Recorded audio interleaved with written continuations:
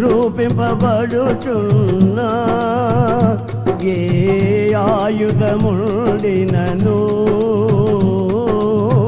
రూపింపబడుచున్నా ఏ ఆయుధముండినను నాకు విరోధమై వర్ధిల్లదూయని చెప్పిన మాట సత్యం.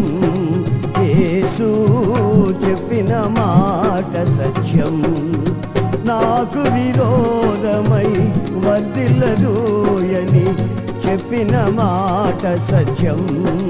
యేసు చెప్పిన మాట సత్యం. కృపలను తలంచుచు కృపలను తలంచుచు ఆయుష్కాలమంతా ప్రభుని కృతజ్ఞతతో స్తుతింతును.